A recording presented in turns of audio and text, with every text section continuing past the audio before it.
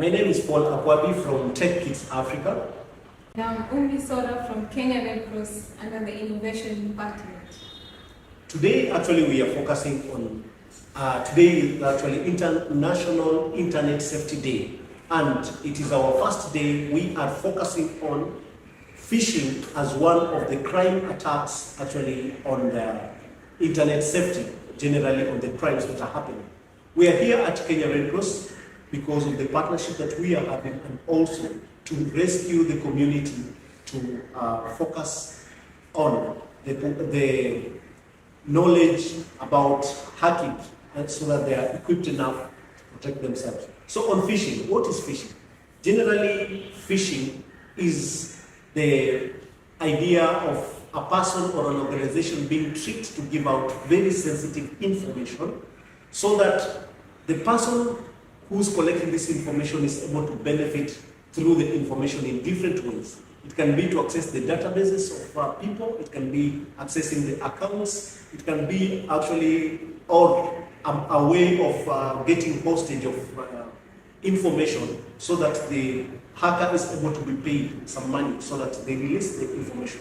So there are different types of phishing generally. So the first type of phishing, actually, we are having email phishing. This is whereby you are able to get an email that requests you to click a link so that you're able to win either an iPhone or to join a grant, especially for organizations. You can get an email that tells you that you've been selected as winners of maybe EdTech or FinTech or agriculture.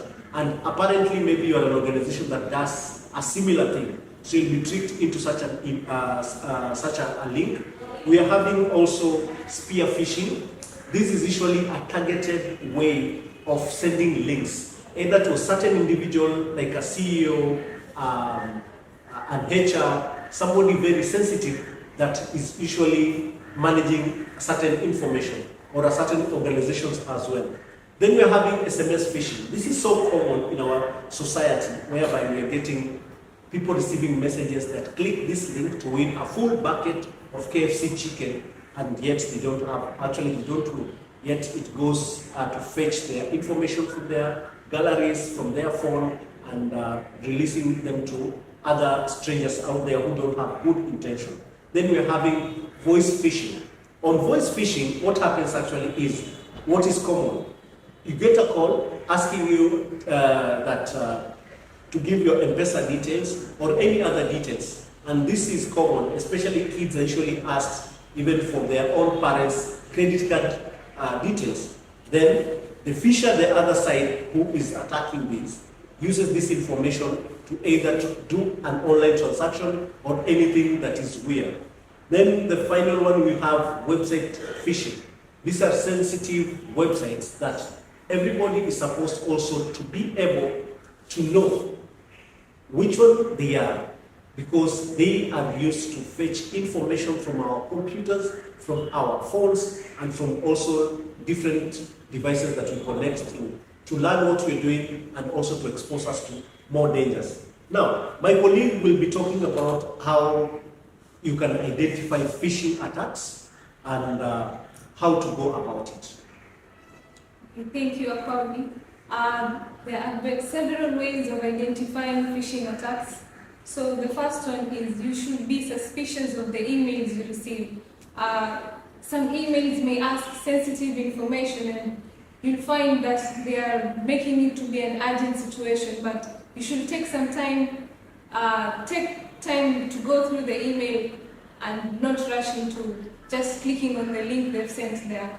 And also you should be careful of the websites. Some websites have some spelling errors, like maybe you'll get a link which says it's Facebook, but if you hover on that URL and click and just hover on it, don't click it, you'll find that there's some spelling errors and maybe there's a number which they've added and you can't see it because you're in a rush to get to that website. And also, you should be wary of text messages that contain a sense of urgency or threat, because you know how Kenyans are. When it's an urgency or threat, we rush into things, but you should be wary of all that to avoid being phished.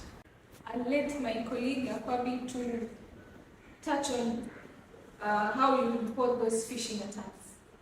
Okay. Actually, before I talk about how you should be able to report whenever you get into such to such crimes, one thing you need to know, it is common in this country. For example, we are having different instances of phishing.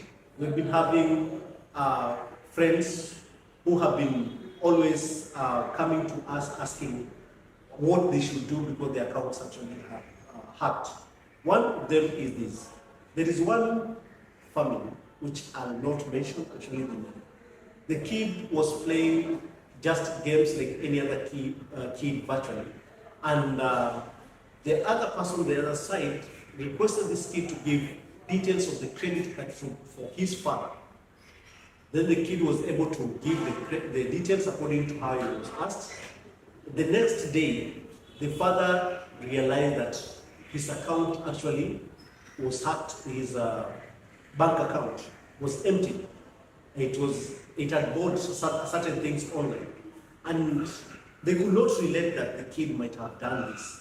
This is not one story. There's several stories of similar nature whereby our credit cards are being used by strangers who we don't know, but their intentions are weird because they try to get this information from different people who are close to us in an innocent way.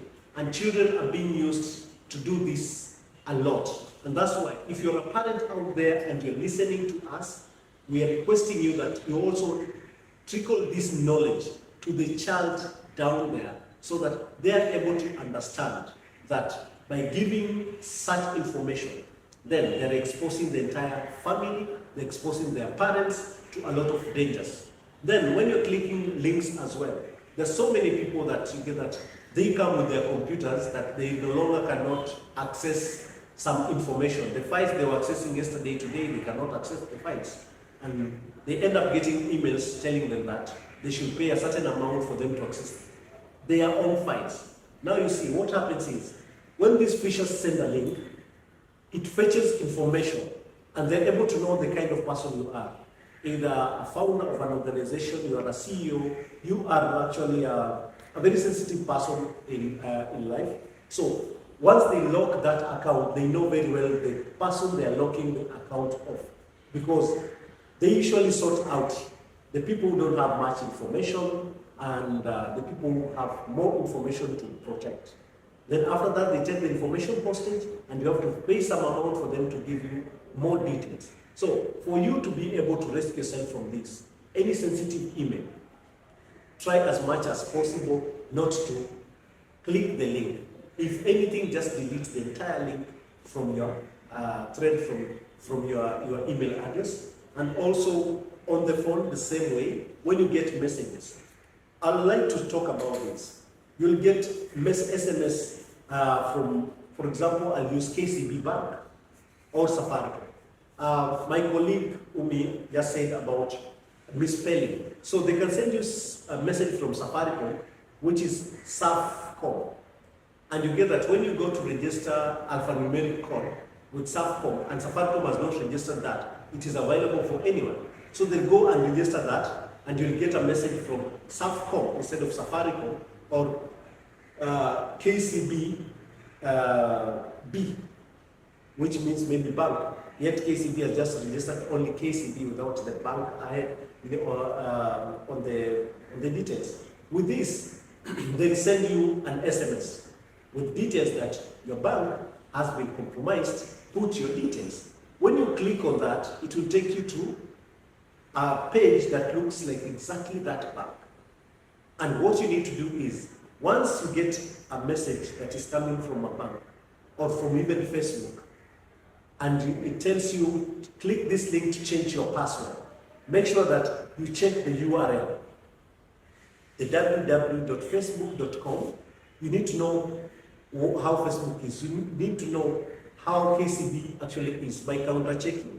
Just go Google KCB Bank, check the URL, come and compare with what this link is telling you. You'll slightly get there is actually some change, because buying a domain is so fast. Actually, it takes less than 10 minutes to have a domain of your kind. So you can have a domain that is KCB Kenya. In case the KCB domain is kcb.co.ke, you can register kcbkenya.co.ke and no one will actually know about it. But you on KCB Kenya, which is a wrong platform, and somebody has cloned another website that looks the same as what you want to look at, you'll key in your details, your bank details and maybe your online banking details, because you think that you're logging into your account just to make sure and change your password. That's the time now when you click on log in, behind the code of the button, they usually put they usually put instruction to save that information in their system. So you'll be wondering why your account was hacked, yet you gave out those information willingly through a certain link that came in your phone or in your computer email, out of not knowing, out of thinking that that is how things are. Still on voice phishing. On voice phishing, what now these people do at the end of the day is somebody who's a stranger can ask you for a phone, then to make a call. Instead of making a call, they save their details there. And they save their details with the same number. Instead of putting the name, they put the same number that Safaricom usually calls you, which is I think 072200, a lot of zeros and some number. So this is a common number that people know. So after saving that detail, what they'll do is later you'll be called by a number and you'll look at it. It will look like, yes, this is usually a common Safaricom number. Then they'll start asking you questions. You'll give out so many details about yourself because you feel like, everything looks like Safaricom the way their numbers are usually looking alike. You end up giving out more information about this. So we are here to sensitize about the cybercrime. We are here to sensitize about phishing, especially today and the first day and on this topic, because through this, there are so many people who have lost a lot of money. There are so many people who have lost a lot of wealth. There are so many people who have lost jobs. There are so many people who actually have lost also documents and resources which are very powerful because of just being ignorant. So tell a friend to tell a friend so that we are able to save each other. Now, in case you realize that your account has been compromised, what you do is, first of all, change your passwords, all the passwords. Make sure that you change them. Another thing is you need to report. You'll ask where. Now, we have partnered with Communication Authority of Kenya, which is the parastatal that deals with all the communication and any attacks that you're getting. And also within our website at Kidz Africa, we are able to assist you recover different accounts, your Facebook accounts, your Instagram accounts, any email that has been lost through hacking, so that you're able to also work through and save your accounts. Through these links, even also on your email addresses, that is how people are losing their Facebook accounts. Now, just to wind up, this is what happens. Opening an email account is totally free. Make sure that this email address that you're using for your job purposes is not the same email address that you use on your social media pages. If anything, you are able to have a different email on Twitter, different email for Facebook, different email for LinkedIn, different email for other things. If you do that, in case one email address is actually attacked, then you will not be attacked in all other social media platforms. But if you don't follow that, then on the other platforms, you're going to get attacks, because if one actually gets to your email and that is the only email that you're having and connected to everything, then this person will be able to access your bank details, will be able to access your Facebook details, Instagram, Twitter, LinkedIn, and any other. Because so long as they have your email address, then they just need to reset all these passwords. Then they'll be getting the notifications to reset on their email, and after that, they're able to access, take hostage of all the social media platforms that you're having. Now imagine, this happens to a celebrity. This happens to somebody who's very sensitive out here in life. This happens to you and me or any person out here who's using all these platforms.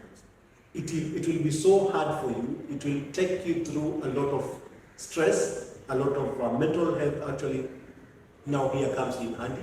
Because this person is able to post anything they wish on social medias on behalf of you, but without your consent, and there's nothing you're able to do. Simply because you clicked a link and wanted to win an iPhone. You clicked a link because you wanted to win a full bucket of KFC, which you never won at the end of the day. So we are here to give awareness on how phishing is done and how we need to stay away from all these online crimes that usually happen. Thank you so much.